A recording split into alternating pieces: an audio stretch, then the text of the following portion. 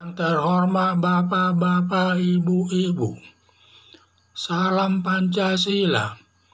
Bapak-bapak, ibu-ibu yang melihat video saya ini, tolong jangan lupa subscribe, like, dan di-share. Sifatnya gratis. Pada hari Selasa, tanggal 16 Agustus tahun 2022 ini, saya akan mengomentari Mahfud memuji kinerja pengacara Dio Lipa. Sebaliknya, Bareskrim mencabut pengacara dari Dio Lipa terhadap tersangka Baradae. Sudah 1 bulan polisi tembak polisi belum menemukan pelaku utama pembunuhan Brigadir Joshua. Sebelumnya sampai Presiden melibatkan Komnas HAM dan Kompolnas untuk membantu Kapolri Listio Sigit mencari pelakunya.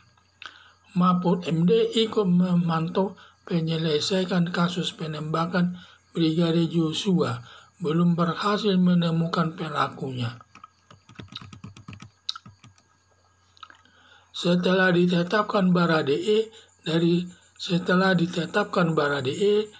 saksi jadi tersangka pembunuhan Brigadir Joshua, tetapi belum mantap menentukan Baradae sebagai tersangka.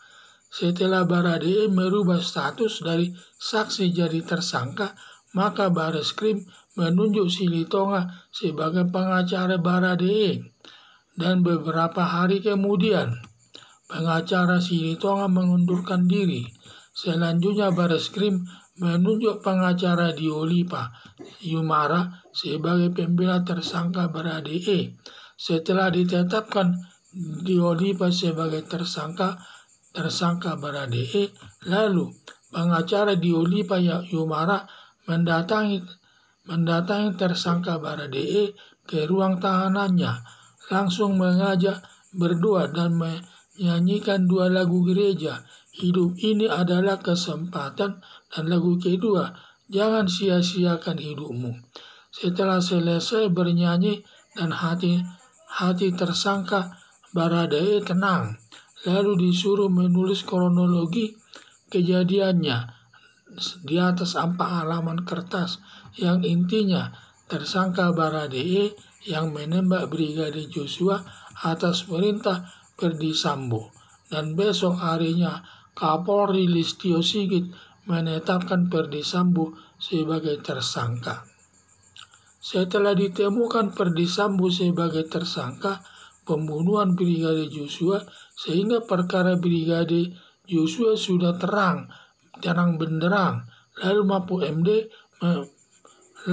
Mahfud MD Menko Polhukam memuji kinerja pengacara Dio Lipa. Sedangkan Bareskrim justru benci kepada pengacara Dio Lipa, seakan-akan hanya jasanya menjadikan perkara pembunuhan Brigadir Joshua yang muncul ke media hanya nama pengacara Dio Lipa sendiri, padahal turut bekerja menentukan Baradae sebagai tersangka. Akibat kebencian Bareskrim kepada pengacaranya, lalu Bareskrim mencabut pengacara Dio Lipa sebagai pembela tersangka Baradae.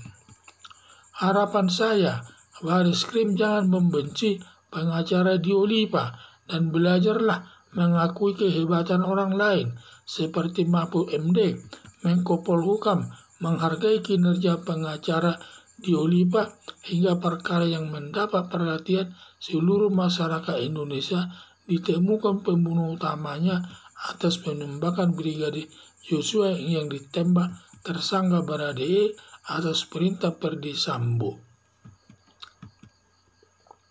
Jadi masalah ini sangat bagus sebenarnya, tetapi di mana masalahnya sangat berbeda, di mana dia sudah justru menemukan tersangkanya, tetapi justru Dio Lipa tidak disenangi. Jadi itulah kejadiannya. Jadi salah satu bulan perkara polisi tembak polisi belum menemukan pelaku utama pembunuhan Brigadir Joshua. Sebelumnya sampai Presiden melibatkan Komnas HAM dan Kompolnas untuk membantu Kapolri Listio Sigit mencari pelakunya, termasuk Mahfud MD ikut serta membantu penyelesaian kasus penembakan Brigadir Joshua belum berhasil menemukan pelakunya. Setelah ditetapkan Baradae dari saksi jadi tersangka pembunuhan Brigadir Joshua, tetapi belum mantap menentukan Baradae sebagai tersangka.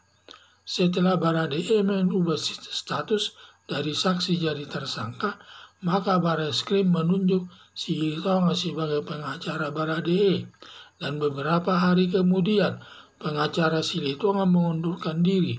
Selanjutnya Barreskrim menunjuk pengacara Diolipa sebagai pembela tersangka Baradae.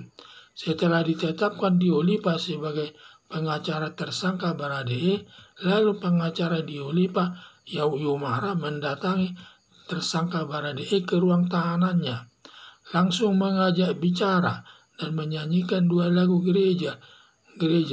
Hidup ini adalah kesempatan, dan lagu kedua, jangan sia-siakan hidupmu.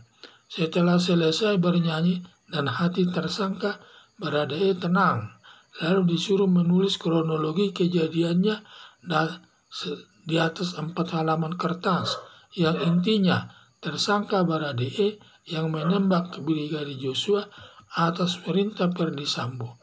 Dan besok harinya Kapolri Listio Sigit menetapkan Ferdy Sambo sebagai tersangka. Setelah ditemukan Ferdy Sambo sebagai tersangka pembunuhan Brigadir Joshua, sehingga perkara Brigadir Joshua sudah terang benderang, lalu Mahfud MD Menko Polhukam memuji kinerja pengacara Diolipa. Sedangkan Barreskrim justru benci kepada pengacara Diolipa, seakan-akan hanya jasanya menjadikan perkara pembunuhan Brigadir Joshua yang muncul ke media. Hanya nama pengacara Diolipa sendiri yang muncul, padahal turut bekerja menentukan Baradae sebagai tersangka. Akibat kebencian Barreskrim kepada pengacaranya, lalu Barreskrim mencabut pengacara Diolipa sebagai pembela tersangka Brigadir Joshua. Lalu Diolipa sebagai pembela tersangka Baradae. Akibat kebencian Barreskrim kepada pengacaranya, lalu Barreskrim mencabut pengacara Diolipa sebagai pembela tersangka Baradae. Harapan saya, Barreskrim jangan membenci pengacara Diolipa dan belajarlah mengakui kehebatan orang lain seperti Mahfud MD.